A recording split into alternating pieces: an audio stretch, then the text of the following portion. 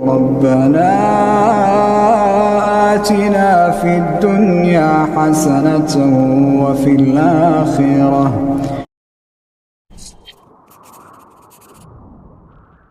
أعوذ بالله من الشيطان الرجيم.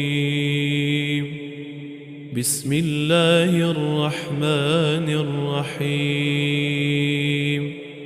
والنجم إذا هوى ما ضل صاحبكم وما غوى وما ينطق عن الهوى إن هو إلا وحي يوحى.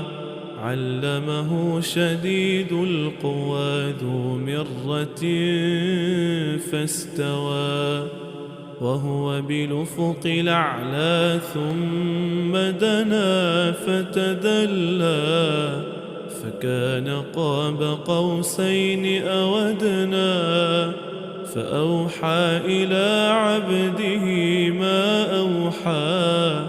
ما كذب الفؤاد ما رأى أفتمارونه على ما يرى ولقد رآه نزلة أخرى عند سدرة المنتهى عندها جنة المأوى إذ يغشى السدرة ما يغشى.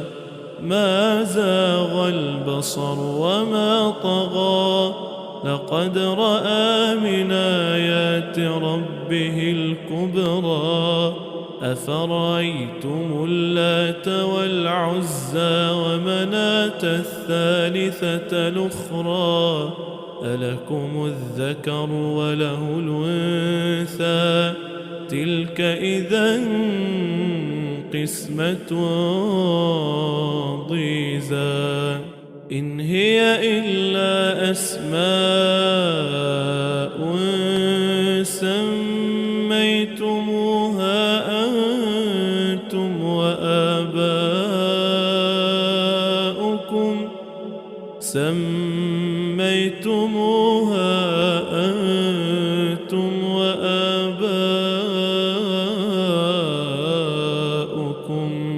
ما أنزل الله بها من سلطان إن يتبعون إلا الظن وما تهوى الأنفس ولقد جاءهم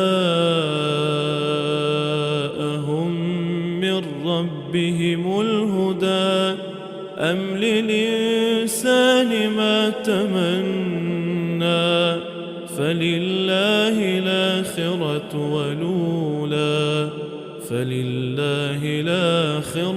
والأولى.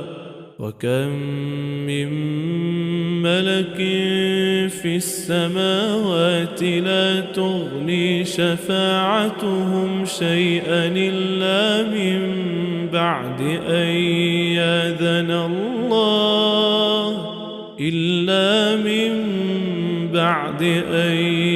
يأذن الله لمن يشاء ويرضى.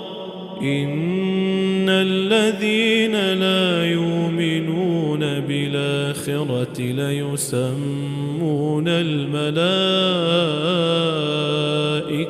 تسمية الأنثى وما لهم به من علم إن يتبعون إلا الظن وإن الظن لا يغني من الحق شيئا.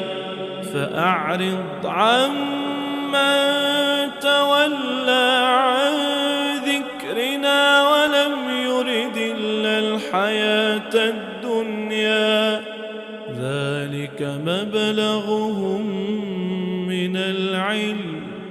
إن ربك هو أعلم بمن ضل عن سبيله وهو أعلم أعلم بمن اهتدى ولله ما في السماوات وما في الأرض ليجزي الذين أساءوا بما عملوا ويجزي الذين أحسنوا بالحسنى الذين يجتنبون كبائر الإثم والفواحش إلا اللمم إن ربك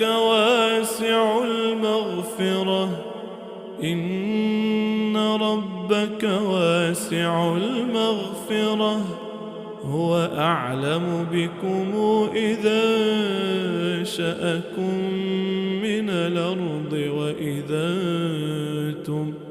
وإذا أنتم أجنة في بطون أمهاتكم فلا تزكوا أنفسكم هو أعلم بمن اتقى أفرأيت الذي تولى وأعطى قليلا وأكدى أعنده علم الغيب فهو يرى أم لم ينبأ بما في صحف موسى وإبراهيم الذي وفى ألا تزر وازرة وزر أخرى وأن ليس للإنسان